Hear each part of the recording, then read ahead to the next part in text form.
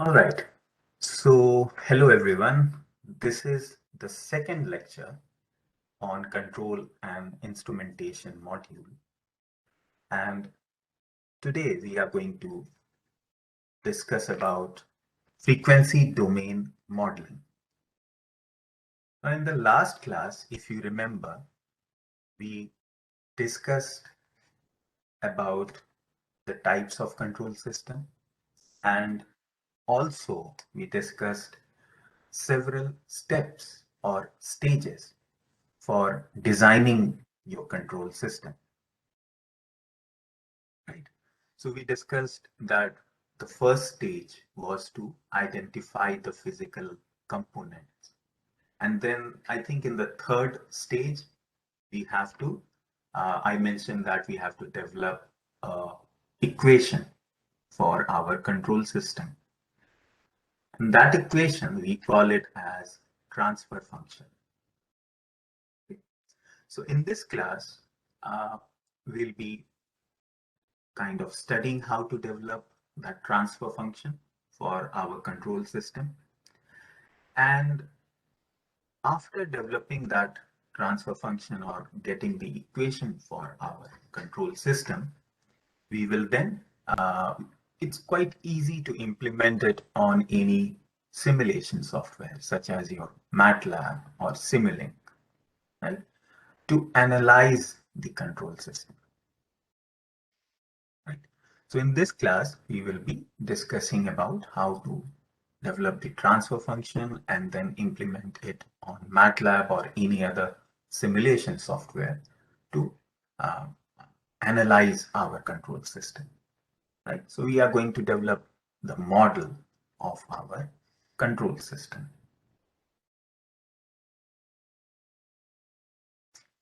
Now, for system modeling or developing the model of our system, the first thing that we do is we convert the time domain functions into complex frequency domain, right? Complex frequency domain or S domain as we call it. Okay.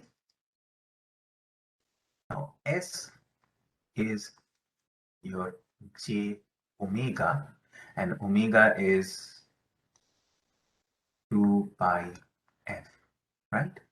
So J is, it represents a complex number and f is your frequency. So ultimately, S is your J multiplied by 2 pi f, like that. Right? So that's why we call it complex frequency domain or simply S domain. Okay. Now, why do we do that? What are the benefit of converting the time domain functions into S domain? Now, the first obvious or observable change in the function you could see. In the time domain, this function is r of t. It is a time domain function, right? So the value r, it will change with respect to time. That is why it is a time domain function, okay? So this time domain function, it is a bit complex here, don't you think? You have derivatives, d2ft by dt square plus the first order derivative plus c. Now, this type of equation, it is slightly difficult to implement on a simulation software or Matlab. Whereas, if we convert it into S domain or complex frequency domain, if we look at the equation here, it's in polynomial form, right? So it's quite simple and quite straightforward to implement in any kind of software, right? So one of the main reason of doing this conversion from time domain to S domain is to simplify our equation. Okay, so after converting, we get a simple polynomial form as a equation. Now, there are obviously other advantages, such as in frequency domain. If we analyze our system, we can mm, identify the stability of our system. So after implementing this function of our control system, if we continue to analyze this function or our system in frequency domain, we can also identify the stability and like that. Okay. So it gives us some more information about our system in S domain. Right. So that is why we prefer to convert the time domain functions into complex frequency domain or S domain. First is to simplify the equation, and second is to analyze or study the performance of our control system, such as stability and all. Okay.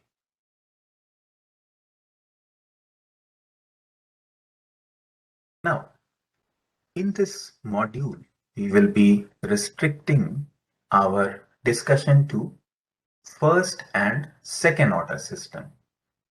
Okay. Although you will have so many orders of system, but we will be restricting our discussion to only first order and second order systems. Now, if we look at the equation, it's quite simple of a first order system. Now, one practical example of a first order system is a cooling body, right? A cooling body. So, for example, you have taken out a metal from the furnace, right? So you have a furnace where the metal was getting heated up, and then you have taken out that metal piece from the furnace and you have left it in a open area to cool, right? To let it cool at its own time. Okay, that is one of the example of first order system, first order mechanical system. Now, first order, another example of first order electrical system is simply your RC circuit, right? RC circuit, that is your resistance and capacitance. This is an example of your first order electrical system.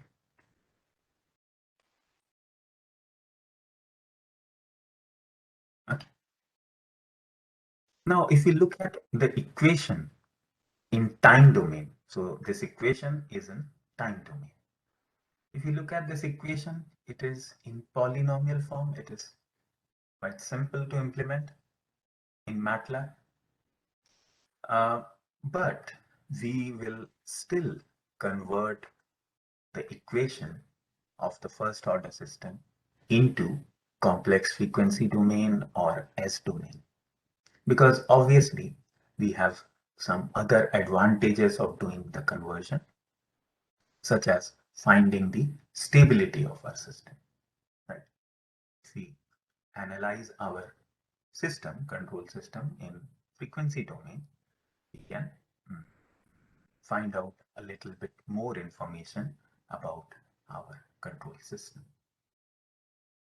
Yeah. So even though this first order transfer function, first order equation of the system, it is quite easy to implement, but still it is better or advisable to convert it into frequency domain. Okay.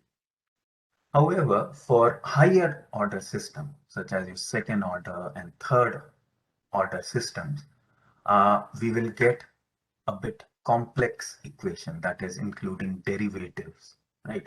d2x by dt square and like that, right? So those will be obviously quite complex to implement in simulation softwares. And for the second order, third order, and so on. For those higher order systems, we would need to convert uh, them into complex frequency domain to simplify the equations. Okay. Now, we have been talking about we will convert the time domain functions into complex frequency domain. Now, we should know how to do that. So, for converting your time domain equations into complex frequency domain or S domain, we use something called as Laplace transform. This represented by this fancy letter S, L. Okay. So to convert this time domain function into S domain, we use Laplace transform. I'll tell you a little bit more about Laplace transform and the reverse process, that is converting your complex frequency domain or S domain functions back into time domain is called as inverse Laplace transform. Okay.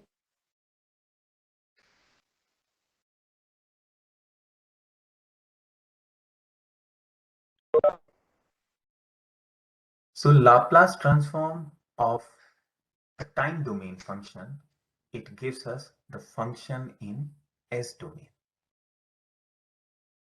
Just this is my small f is my function in time domain.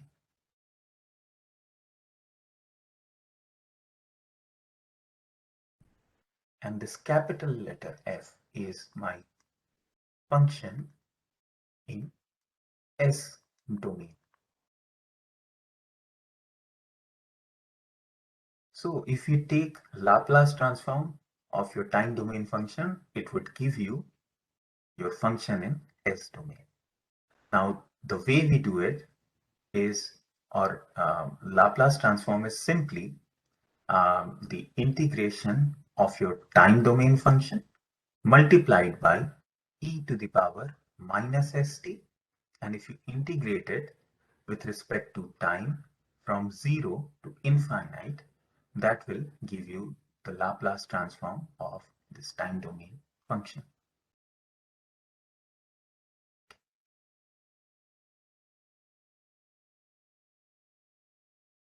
Now, in this module, you will not be required to perform or do these Laplace transforms or do these integrations, but it is beneficial for you to remember these rules over here.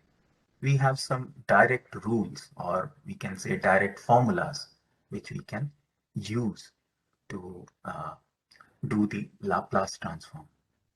Okay, so there are 6 rules which I have mentioned here, and to understand some of the concepts that we will be discussing in this class, it is advisable to remember these rules.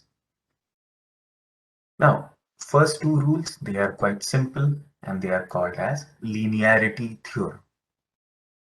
So if we have a function such as ft, which is multiplied by a constant value k, okay, and if you are taking the Laplace transform of this entire function k multiplied by ft, its Laplace transform is simply k multiplied by the function in S domain. Okay. Here we were multiplying k with the time domain function. It simply translates to k multiplied by function in S domain. Okay. Similarly, the second rule is if you are adding 2 functions, time domain functions, and you are taking the Laplace transform of that, its Laplace transform will be the S domain function of the first function plus the S domain function of the second function f2 of s. Okay. Now the third rule is if you have a derivative such as df by dt, you are taking the derivative of your function, time domain function. So the Laplace transform of this time domain function is simply s multiplied by function in s domain. Okay. And this f0 minus, it represents the initial condition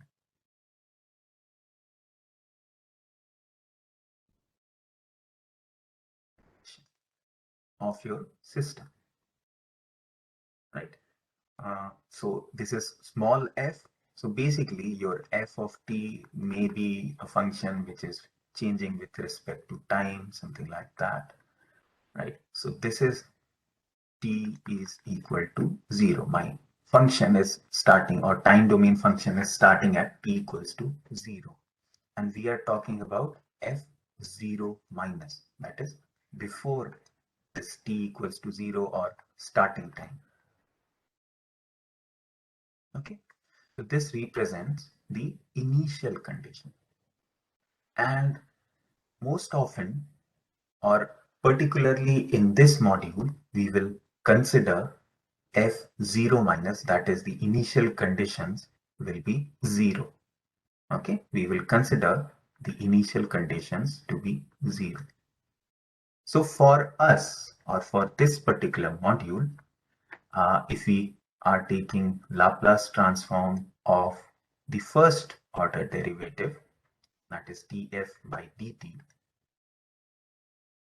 its Laplace transform will be simply s multiplied by its function in s domain, f of s.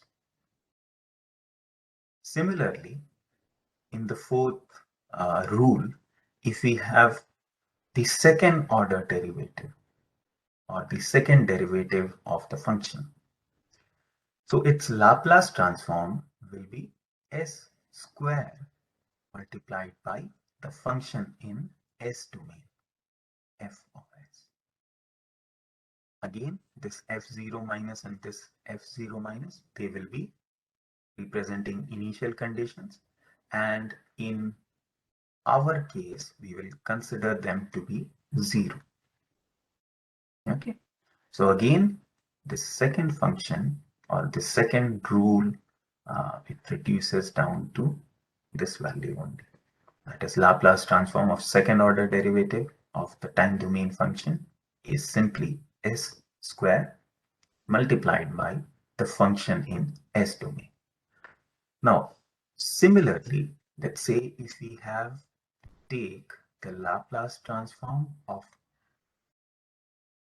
third order derivative, d3f by dt. So here it was df by dt. So I have s to the power 1. Here I have d2f by dt square. So I have s square. Now here I have d3f by dt cube. It will be, its Laplace transform will be s cube multiplied by the function in s domain. And similarly, if you have d4 f by d4, like that, so you can understand. So the power, it depends upon what is the number over here. Okay. Then the fifth rule is your frequency shift theorem. That is, if you have an exponential function e to the power minus at, which is multiplied by your time domain function, its Laplace transform will be function in s domain, but it will be shifted by a. So f of s plus a. And similarly, rule number 6 is if you have function which is shifted in time, that is if you have f of t minus capital T, some value, some time shift, its Laplace transform will be e to the power st multiplied by the function in S domain. Okay. Now, for this class, I would like you to remember like the differential theorem, this one, right? So if you have a differential, you can represent it by S. If you have a first order differential, the power of S will be 1. If you have second order differential, the power of S will be 2. If you have a third order differential, the power of S will be like this. If you remember this one, and obviously you'll remember the first two rules, it will help me to explain the concepts in this class. Just for the time being, just remember it somewhere in your mind. Okay. Now, so this was about if we how to convert the time domain function into complex frequency domain, or how do we do the Laplace transforms. Now, obviously, if let's say that was my function of the control system, so I would be able to implement it on Matlab, but after implementing the function, I will have to test that function also, right? So far we have understood how to transform or do the Laplace transform. Now, for the test waveform, these are generally in time domain. Again, for the test waveform, we have to convert them into frequency domain or complex frequency domain or S domain. So the impulse input or test input, which is looks something like this, all of a sudden, if your input increases, right? So how would my system respond? So to test the response of my system, we apply impulse input, test input. So in time domain, it is represented by del t, but in S domain, it is 1. Now, the second test waveform or test signal is your step input or unit step. So unit step, it rises at a certain value and then it becomes stable. So if we have a stable input and we are applying it to our system, how would my control system respond to this stable input? So that's your unit step. In time domain, it is represented by u of t. And in frequency domain, it is represented by 1 over s. Similarly, ramp signal, if your input is changing continuously with respect to time, or it is increasing linearly, I would say. Right? If your input is changing linearly, that's your ramp input. So in time domain, it is represented by t multiplied by u of t. And in S domain, it is represented by 1 over s square. Now I've put in some more test signal time squared exponential sine and cosine test signals, but I think the first 3 will be sufficient, and maybe we will use this exponential test input to analyze our control system in this module. But for the time being, if you remember, the first 3 test waveform and their S domain representations or their function in S domain, it will be sufficient. So impulse is 1, unit step in S domain is 1 over S, and ramp is 1 over S square. Okay, so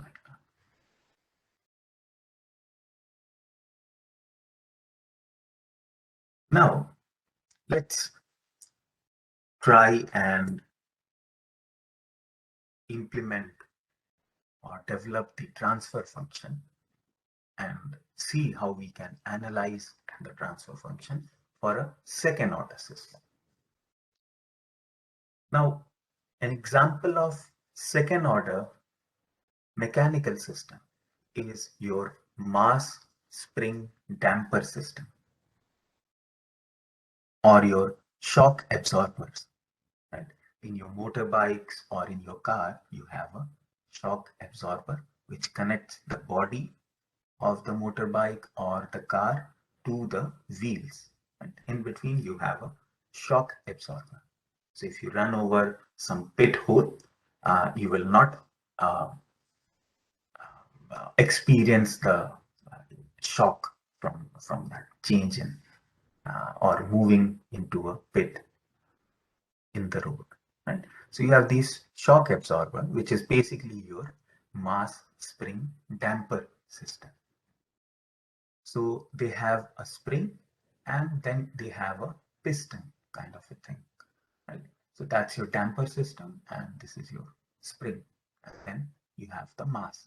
So mass is basically the mass of the motorbike or the car, right? So this is your an example of your second order mechanical system.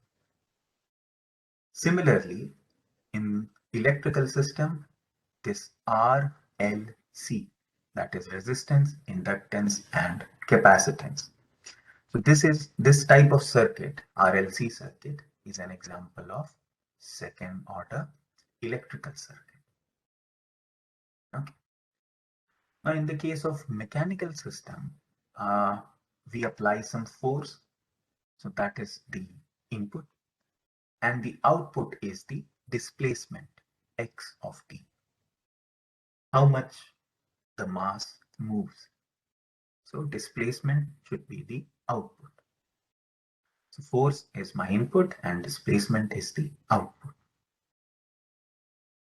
Similarly, in this case of RLC circuit, your voltage, your supply voltage, V is your input, and the voltage, generally we measure the output voltage across the capacitor. So the voltage across the capacitor, let's say VC, is my output. Okay.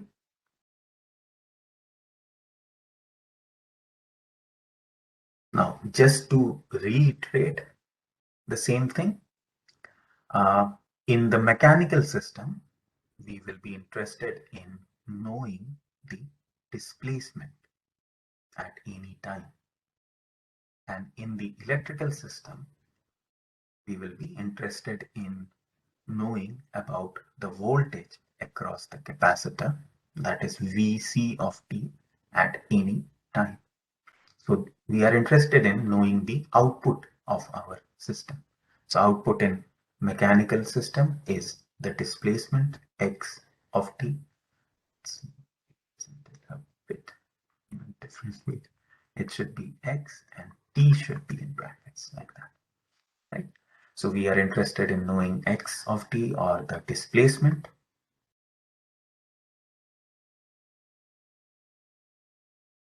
In the mechanical system, and we are interested in knowing the output across the capacitor or voltage across the capacitor for the electrical system. Okay, so we know the physical components that we need to develop that control system. Okay, let's say mass spring damper system is my control system, or RLC circuit is my control system. We know we need resistance, inductance, capacitance in the case of electrical system, and in the mechanical system we know we need mass, we need a spring, and we need a damper or a piston, right? So we know all the physical components. Now, how we can transform or develop a transfer function? for those physical components. Let's see. Now here I have shown some calculations here. Obviously for you, you will not be asked to do these calculations. Uh, Now basically let's see. So force on any system or mass spring damper system, you had piston over here like that, and this damper, it has a damper constant B, and then you have a spring which has a spring constant K. So force on this entire system will be mass multiplied by acceleration plus damper constant P multiplied by velocity plus spring constant K multiplied by displacement.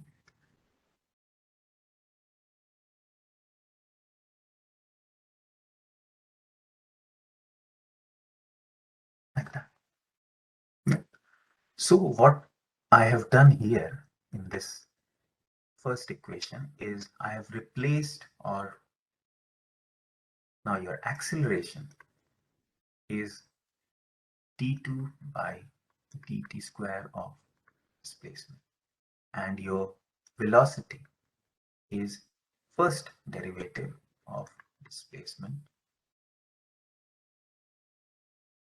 So I've replaced these A and V in the equation and basically developed an equation in time domain in terms of your output and your input. Okay, so f of t is my input and this x of t, which is displacement, is the output. So I've developed this equation. You don't have to do it, right? But I've done it here just to demonstrate how we develop the transfer function. So after we have found this equation in terms of input and output, what I have done is I have taken the Laplace transform. Okay.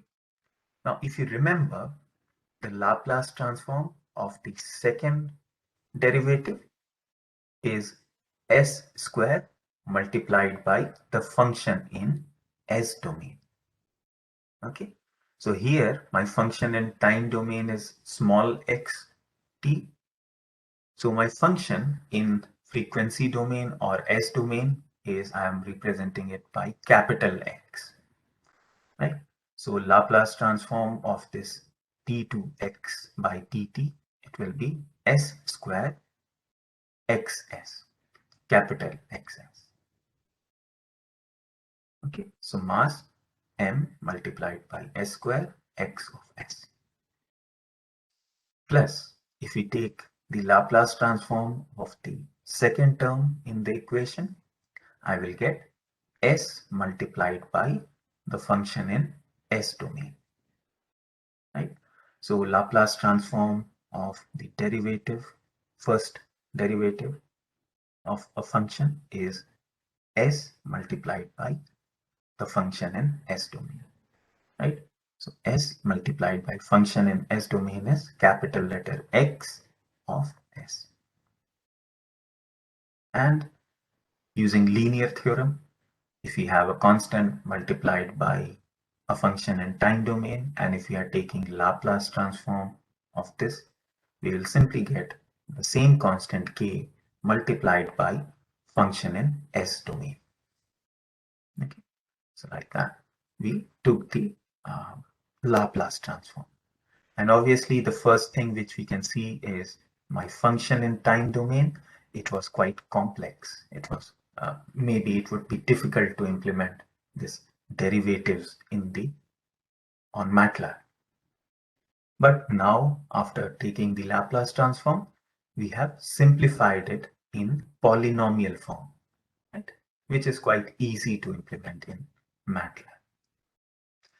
Now in the second step, what I have done is, since x of s was common in all the three, I've taken it outside, or I've taken it common, right? So my equation, it gets modified as x of s multiplied by ms square plus bs plus k simply, right? Now, after this step, what I have done is I have purposefully or intentionally, I have written it in the form of output divided by input. Okay. So output was x of s, displacement. So this is my output. And this is my function of the input in S domain. Okay. So output in S domain. Right? So if we do that, I will get 1 divided by ms square plus bs, this entire thing in the bracket, this entire thing. 1 divided by ms square plus bs plus k. Okay. Now a little bit of tweaking here. So what I've done is I've taken m common in the denominator. So my equation, it will get modified as 1 over n divided by, I've taken m common in the denominator. So it will be s square plus b divided by n multiplied by s plus k divided by n. Okay.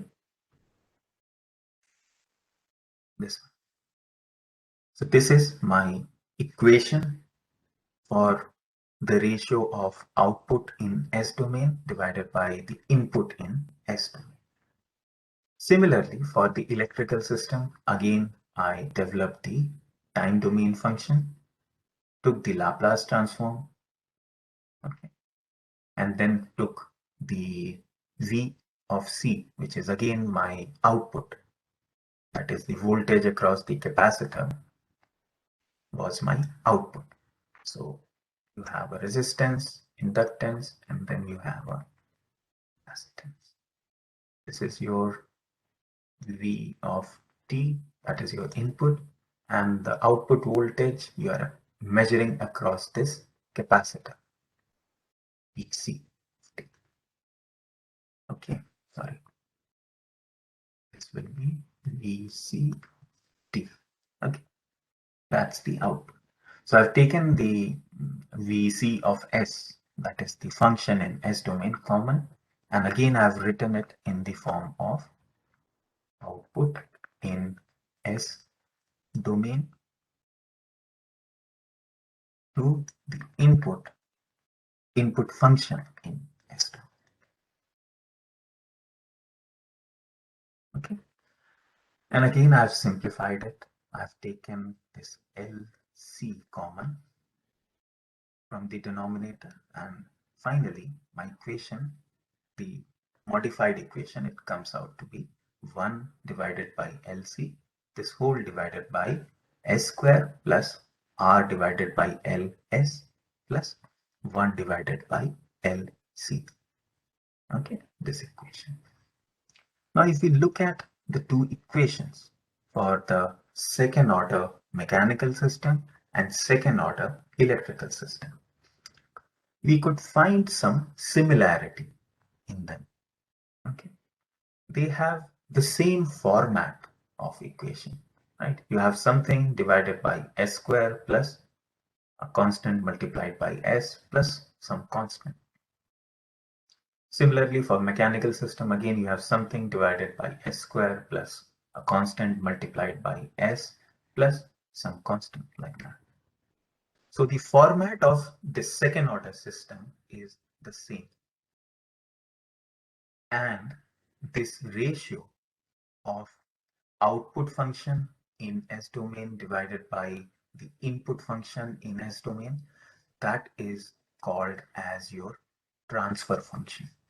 So this ratio, right, This ratio of output to input is called as your transfer function.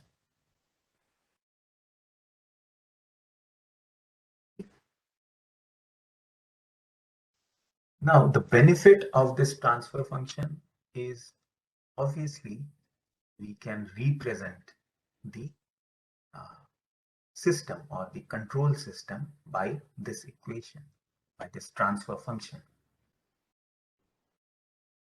So we had two systems, one mechanical and one electrical system. We have already developed the transfer function of our system. Okay. So we can represent this entire system, this physical system, by its transfer function.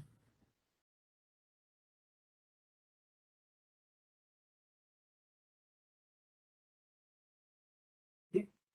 And by simply diagrammatically, we can represent it by a block with its transfer function, and you have your f of s.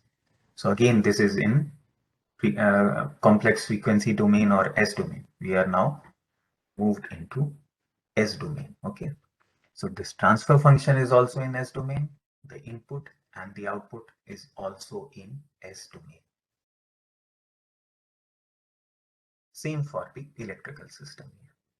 We can represent this RLC circuit by its transfer function, and transfer function is always in S domain, and so as your input and the output. Everything is in S domain.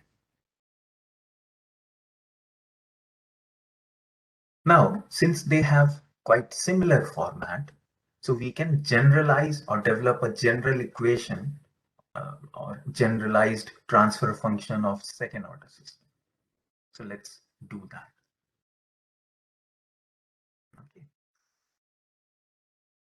So generally, the transfer function of a second order system, it is given by this equation here, which is k omega n square divided by s square plus 2 zeta omega n s plus omega n square.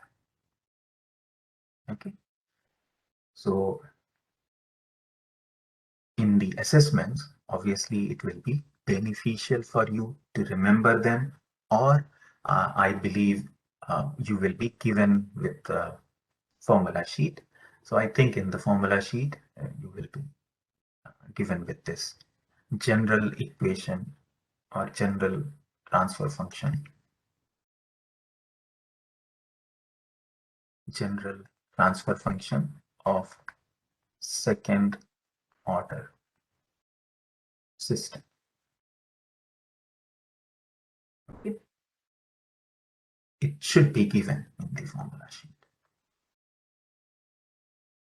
Now, in this equation, this k, it is your DC gain, omega n is your underdamped natural frequency, and this zeta, it is your damping factor. Okay. Now, in the assessment, you may be given with some kind of a transfer function. Okay. Let's take an example here. Let's say my transfer function. So transfer function by convention, it is represented by capital letter G. Okay. So if I give you G is equal to this, find out this DC gain, underdamped, natural frequency, and damping factor. You should understand that G means it is a transfer function. And similarly, your input is represented, or by convention, it is represented by capital letter R, and your output is represented by capital letter C. Okay, so all these letters you should be able to identify what they represent. Okay, well, let's take an example here. Let's say my transfer function is something like 1 divided by s squared plus 4s plus 9. Okay, so this is the given transfer function, and maybe in the assessment I will be asked to find out the value of DC gain, K, and underdamped natural frequency, omega n, and uh, damping factor, zeta. Okay, so I'm asked to calculate all these values here. So what I can do is I can simply compare the given transfer function with the general transfer function. Okay, and so omega n square, if I compare the last term in the denominator, omega n square will be 9. Then the second term, 2 zeta omega n will be 4, and then the term in the numerator. So k omega n square will be equal to 1. So you have 3 unknown variables and you have 3 equations here. Quite simple and straightforward to find out the individual values. You will first of all find the value of omega n, then you can substitute it here, find the value of zeta, and then finally substitute it in the third equation and find the value of k, that is your DC gain. Okay, so like that, you will have some equation, some transfer function which may be given, and you may be asked to find out these values. Okay. So it is always better to remember this equation, this general form of second order system.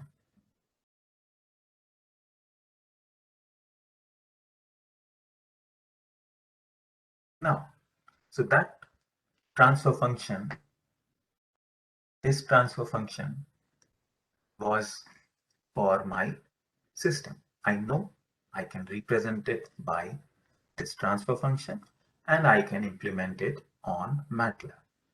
Okay. Now I have my system on Matlab. I've modeled my system on Matlab. Now what I have to do, I have to analyze my system, right?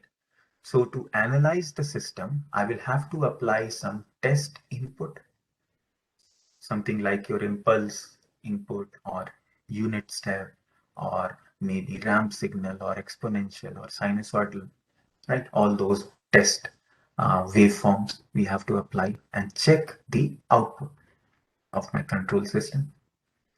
So how we can do that? Let's see. So let's see if we have to check the output response to a step input. So step input in time domain, it is simply your input, it rises and then gets stable.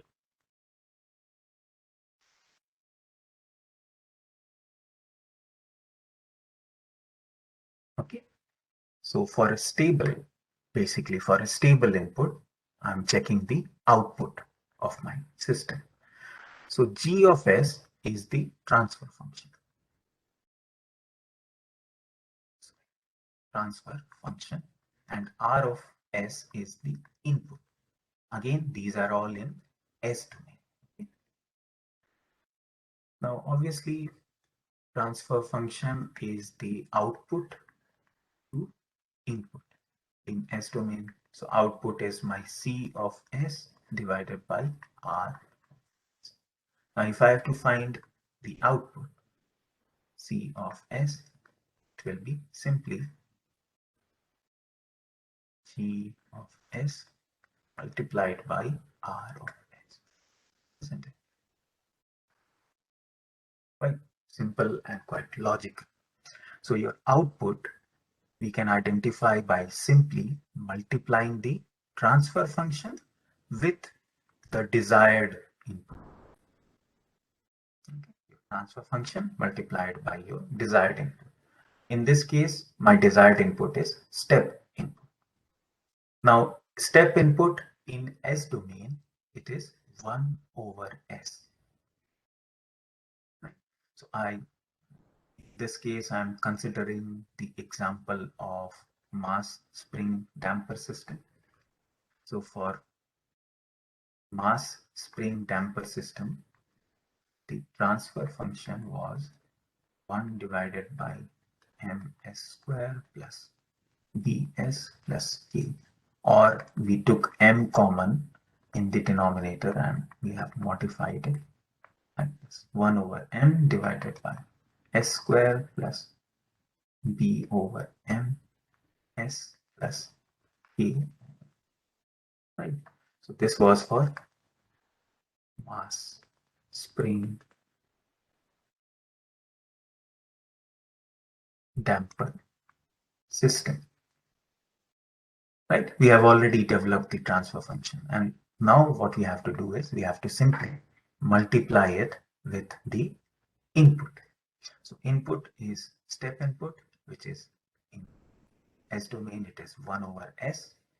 So you simply, if we multiply the transfer function, I'll get 1 over S multiplied by ms square plus bs plus k, or we can again take m common, write it 1 over m divided by s multiplied by s square plus b over ms plus k over m. Okay. You just have to simply multiply the whatever input you are taking. If you were taking ramp input, the ramp input in S domain is 1 over S square. So in that case, you will have to multiply it by 1 over S square, your transfer function. Okay. You will get the output.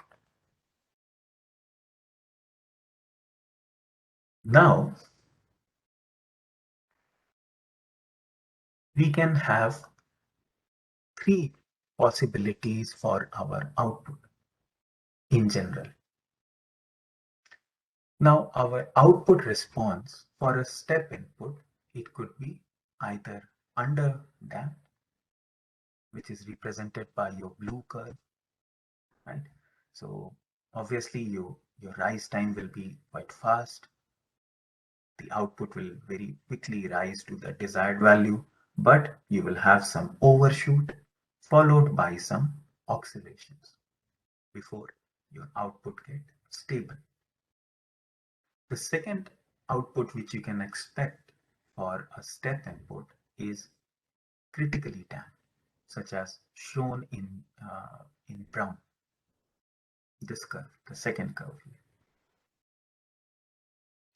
In this case, the output is rising fairly quickly.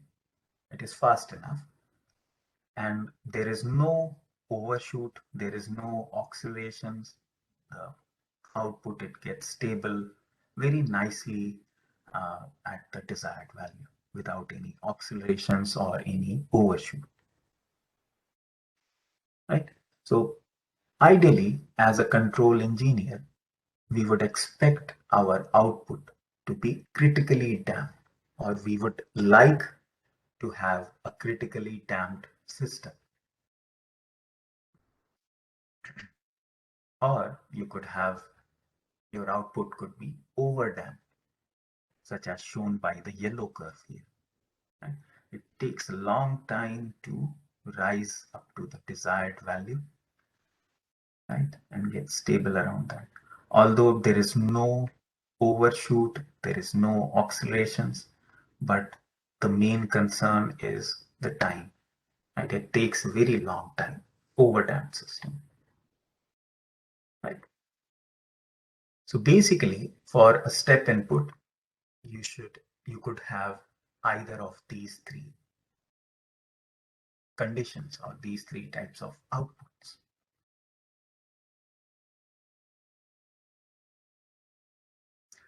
Now,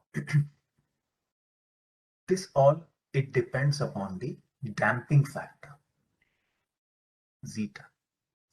Now, if your damping factor zeta, if it is equal to 0, then that system is said to be no damping, or There will be no damping in that system. And what does it physically mean is that your output will accelerate with respect to time continuously. These accelerations will not reduce. Ideally, we want maybe there is some overshoot, there is some acceleration, and my output it gets stable after some time. Okay. But if your damping factor zeta is 0, in that case, you will have continuous accelerations. Now, if you are designing an accelerator,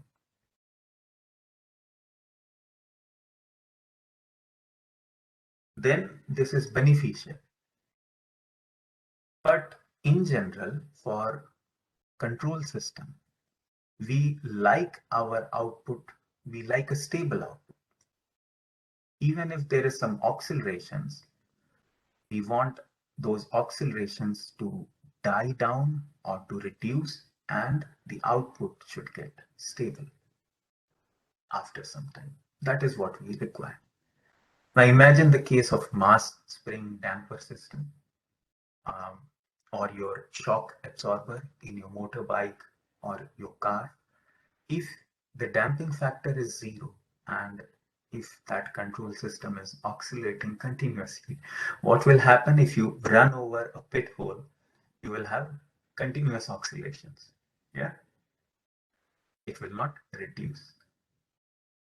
So obviously, in such type of control system, we do not want continuous oscillations, but obviously there is some application. If you are designing a accelerator, then your system should have a damping factor equal to 0. Now, if the damping factor zeta is less than 1, then the system is considered to be underdamped. So let's refer back. So underdamp is the blue curve, right? You will have some overshoot followed by acceleration before they get stable, or before your output get stable. The system output, it rises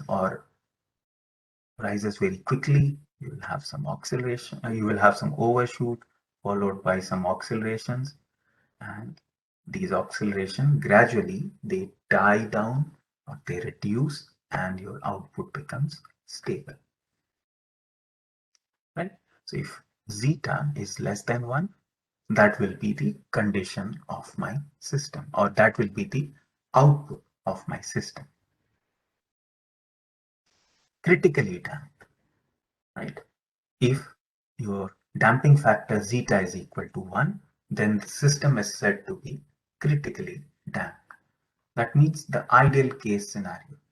The output, it rises quite fast, right? There is no overshoot and there is no accelerations. Refer back, critical damping is the brown curve, right? Rises pretty fast, no overshoot, no oscillations, and it gets stable around the desired value very nicely, right? So for that, the damping factor should be 1. Now, if the damping factor is greater than 1, then the system is said to be overdamped. Okay.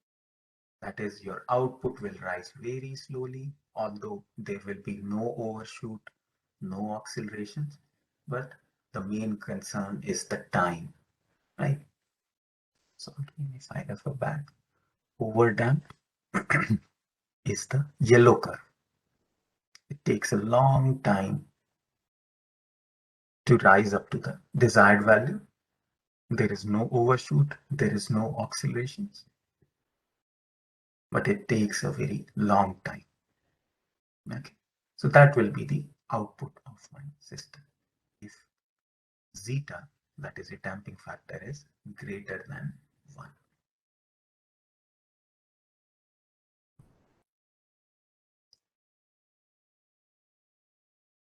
Now, once we have implemented, or so far basically we have understood how to develop the transfer function of our system and what does it actually mean, right?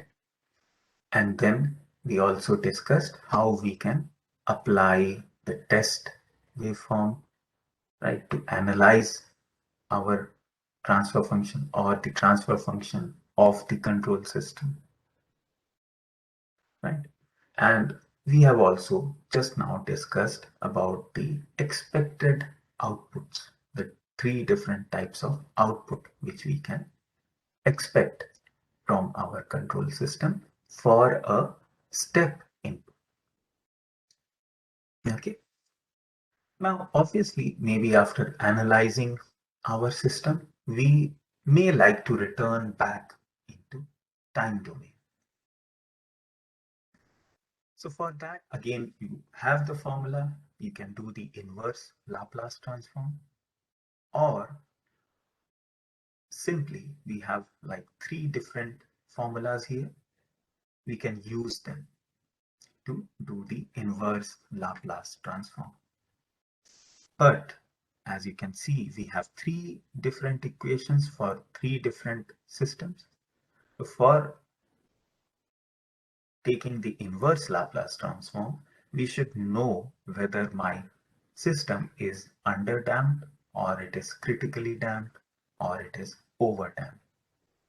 If we know that, then accordingly we can use the appropriate formula or the equations which are given here. In these equations, you may need the value of DC constant, a DC gain, K, and this zeta damping factor and omega, right? So I've already discussed how we can identify these values. Or basically, if you know the transfer function, you can find out these values, right? And after that, you apply a step response, step input, and check the response of your system and check if it is underdamped, critically damped, and overdamped. And accordingly, you can use the formula. Okay.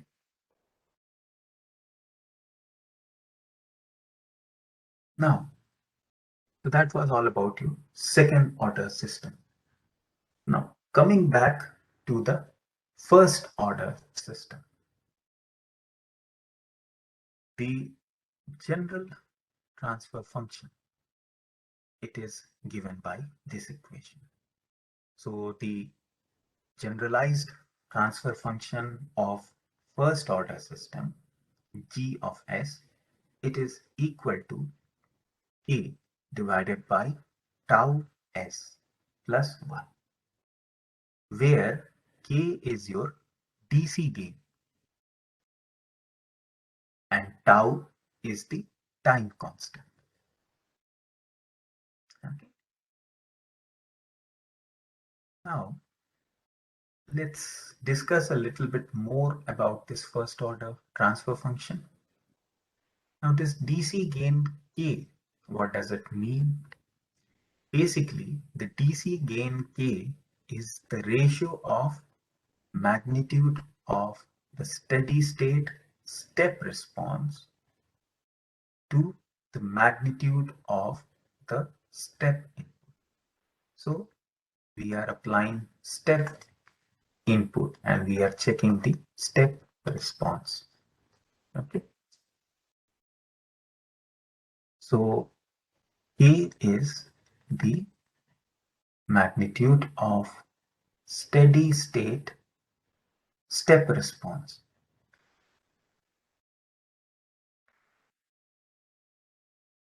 Step response or step output divided by magnitude of step input.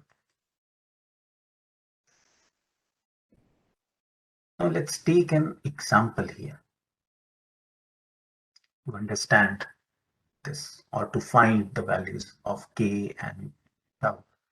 So let's say this is the response of my first order system. I applied a step input and I got a step response.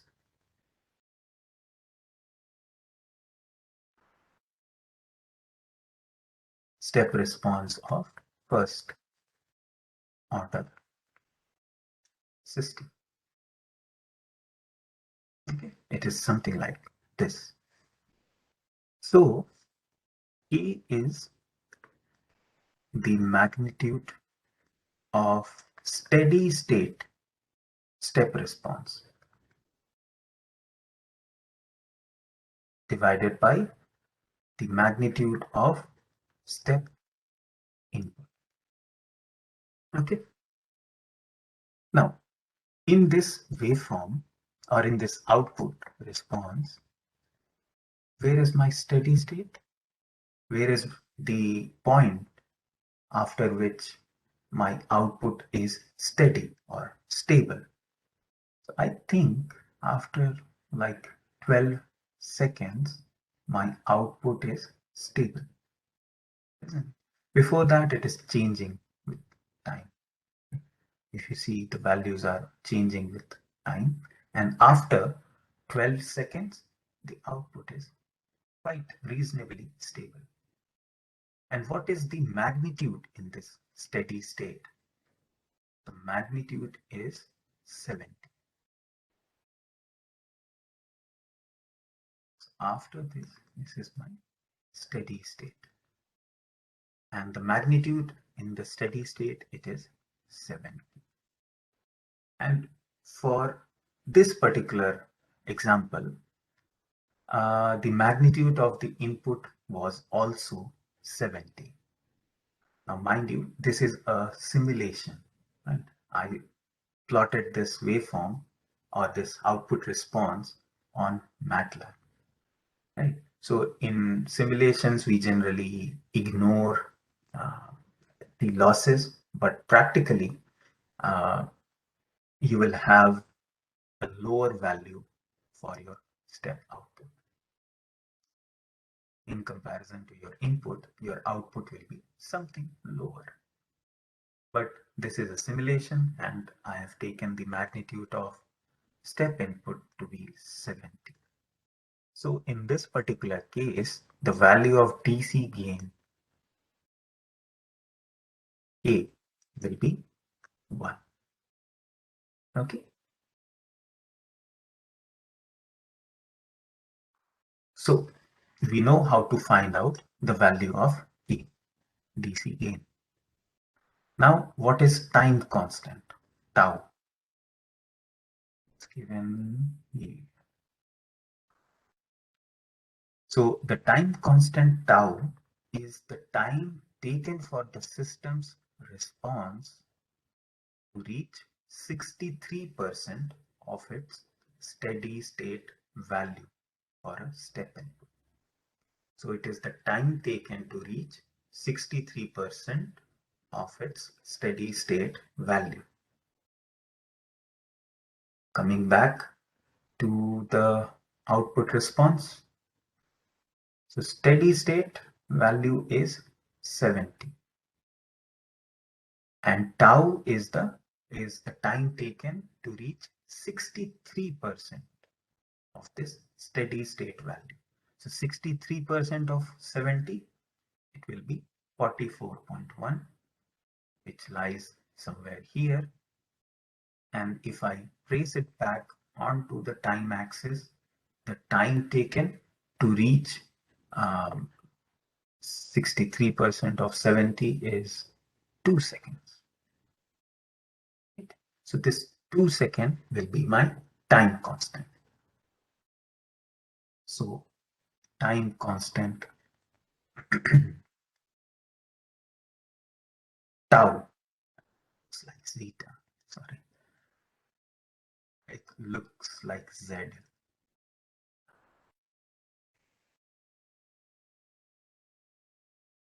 So tau in this particular example is 2 seconds.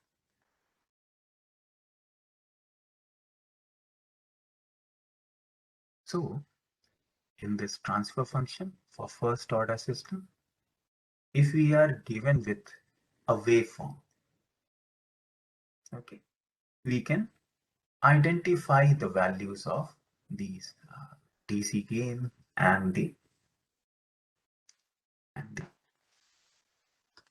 value of time constant. Yeah. So we can find the values of DC gain and the time constant from the waveform. Okay.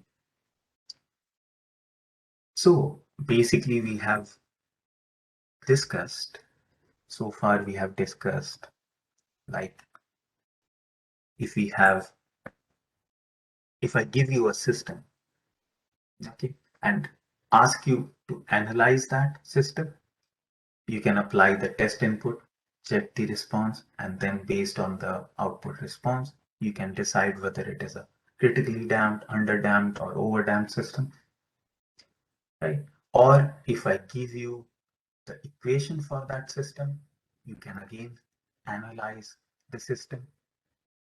Or if I give you the waveform of a first order system, you can again develop the transfer function. Right?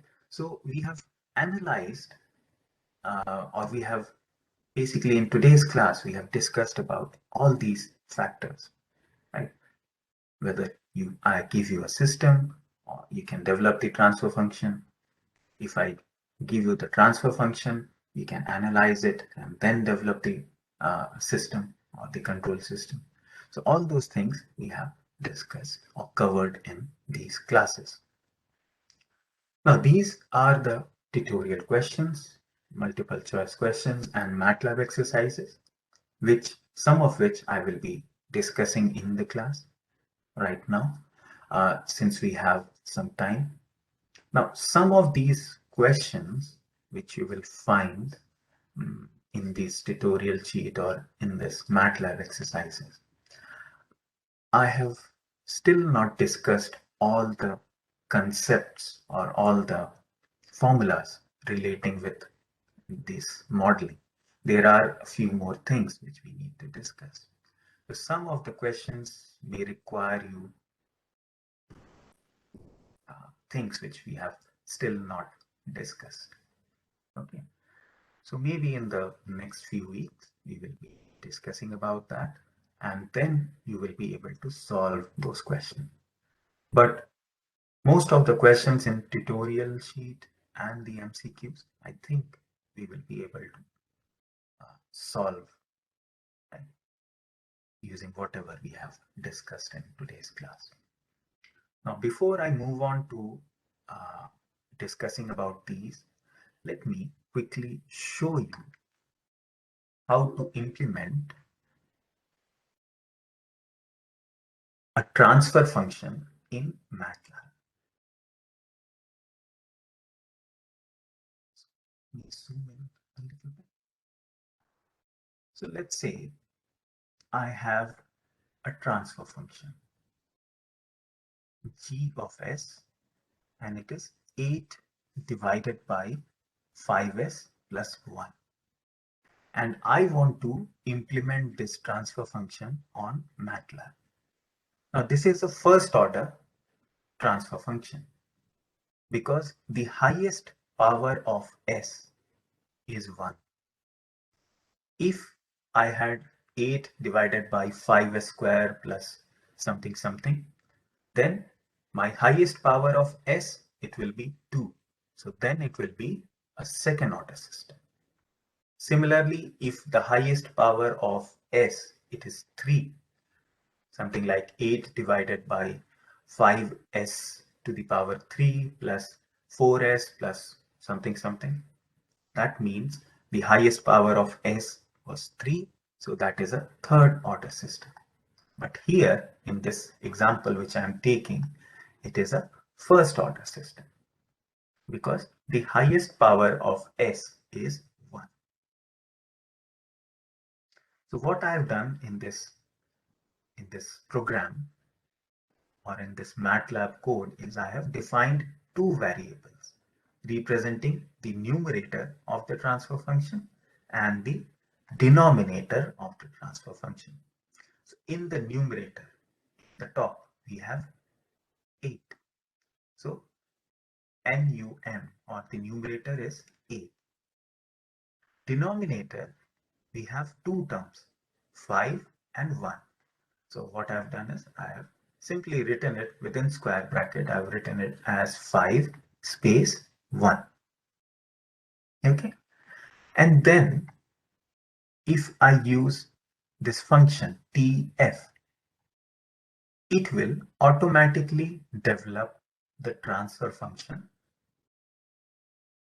right, for the given equation, or with these numerator and denominator. Now this function TF, currently I'm using Matlab online. I think you can also use it using your UHI login.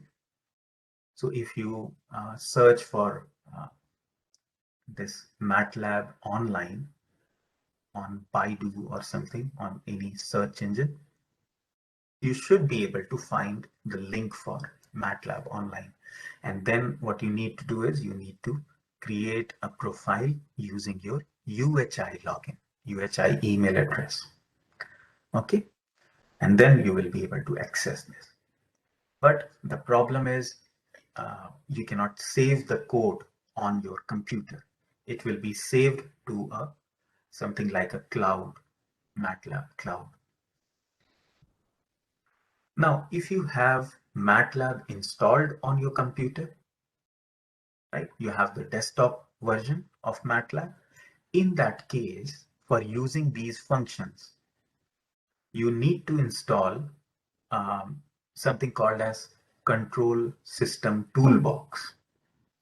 Okay, so again, if you do a search, an internet search of Control System Toolbox, you should be able to find it. And before using these functions, you should install it. Okay, so that particular toolbox, it has uh, all these functions which you can directly use. Right. Let's see up to this point, how would my transfer function look like? Okay. So I will copy it down, paste it in the command window. So numerator, denominator, and the transfer function. So if we look at,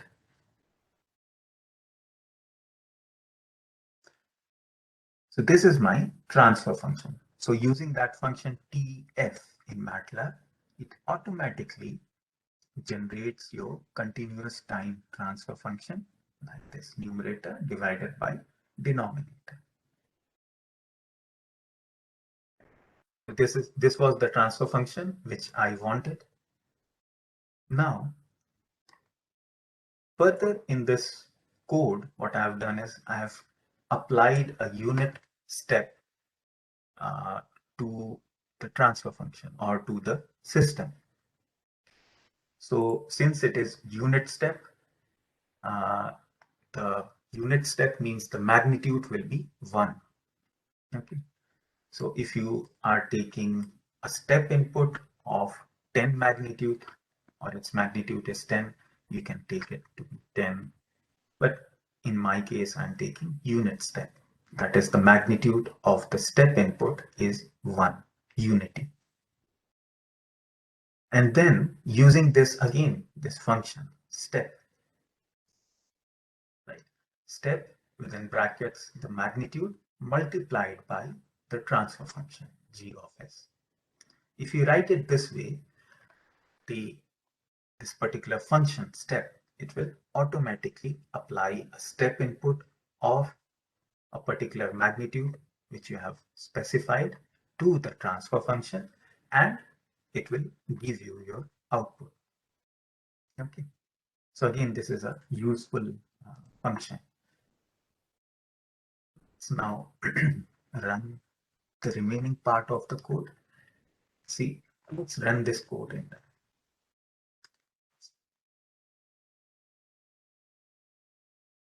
So it, again, I've plotted x and the y's, and I have labeled So this is the output which I will get.